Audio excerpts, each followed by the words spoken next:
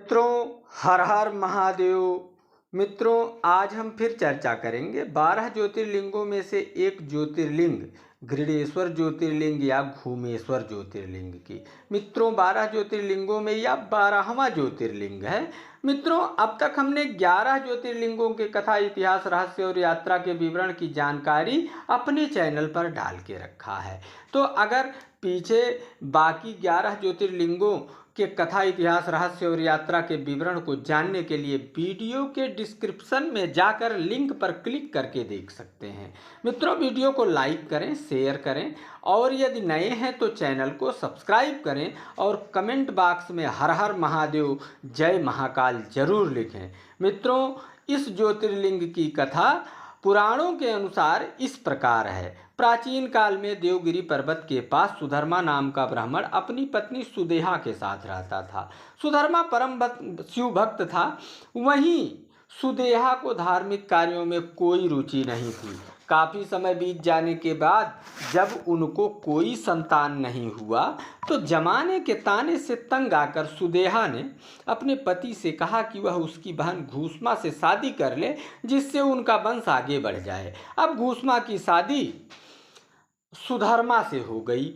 अब घूसमा भी सुधर्मा की तरह परम शिव भक्त थी। तो अब दोनों मिलकर भगवान भोलेनाथ की भक्ति करने लगे और रोज 101 पार्थिव शिवलिंग बनाकर पूजन करके शाम को पास के तालाब में विसर्जित करने लगे। कुछ समय बाद घूसमा को भगवान शिव की कृपा से एक पुत्र हुआ। अब समाज व परिवार में घूसमा का महत्व, घूसमा का सम्मान सुदेहा की तुलना में बढ़ने लगा। जब पुत्र बड़ा हुआ तो उसकी शादी बड़े धूमधाम से हुई। अब बहू आ गई, घर बार देखने लगी तो सुधर्मा और उसकी पत्नी घूसमा की शिव भक्ति और परवान चढ़ने लगी। इधर सुदेहा की ईर्ष्या भी बढ़ने लगी। एक दिन जब सुधर्मा घूसमा शिव जी की पूजा में लीन थे, तभी सुदेहा घूसमा के पुत्र को सोते समय ईर्ष्या बस मार डालती है और छोटे छोटे टुकड़े में काट कर उसी तालाब में फेंक देती है। इधर जब बहू अपने पति को नहीं देखती है और शयन कक्ष पर खून ही खून देखती है तो रोते बिलखते अपने सास ससुर के पास जाती है। लेकिन वो दोनों भगवान शिव की भक्ति में लीन हैं, उन्हें कुछ पता नहीं लगता। तब वह वापस सुदेहा के पास आती है। सुदेहा भी रोने बिलखने का नाटक करने लगती है, नौटंकी अपना फैलाने लगती है।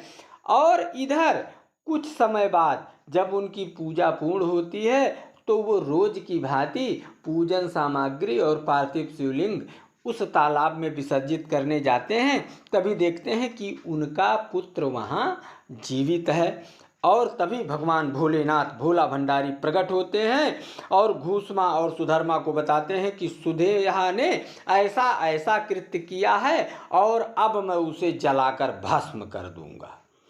लेकिन तब सुधर्मा और घूसमा भगवान शिव से विनती करते हैं कि वह उसे क्षमा दान दें, क्योंकि उसके इस घृणा और ईर्ष्या के कारण ही उन्हें इतनी जल्दी भगवान भोलेनाथ का दर्शन प्राप्त हुआ।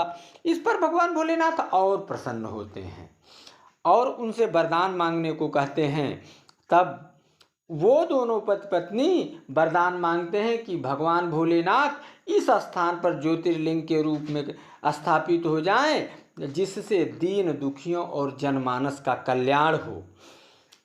तब से भगवान भोलेनाथ वहाँ ज्योतिर्लिंग के रूप में स्थापित हो गए और घूसमा के नाम पर उन्होंने कहा कि हमारा यह ज्योतिर्लिंग तुम्हारे इस पत्नी घूसमा के नाम पर घूसमेश्वर ज्योतिर्लिंग के नाम से पूजा जाएगा। इधर सुदेहा की घृणा के कारण इस ज्योतिर्लिंग को कुछ लोग गृडेश्वर नाम से भी जानते हैं। मित्रों, यहाँ भगवान भोलेनाथ की पूजा करुणा के देवता के रूप में की जाती है। बाकी 11 ज्योतिर्लिंगों के दर्शन और पूजन से जितना फल मिलता है उतना फल माना जाता है कि इस 12वें ज्योतिर्लिंग के अकेले दर्शन और पूजन से मिलता है। मित्रों, अन्य भारतीय मंदिरों की तरह मुगल आताताइयों ने इसे भी क्षतिग्रस्त किया, जिसे शिवाजी महाराज के बाबा मालोजीराव भोसले ने ठीक कराया। जो आधुनिक मंदिर है इसका निर्माण 18वीं शताब्दी में अहिल्याबाई ने करवाया। मित्रों, यहाँ दर्शन के लिए नियम है कि आप अन्य मंदिरों की तरह पारंपरिक पोशाक में ही जाएं। यह मंदिर सुबह 5:30 बजे खुल जाता है और रात में 9 बजे तक खुला रहता है। इस बीच में कभी भी आप यहाँ दर्शन कर सकते हैं।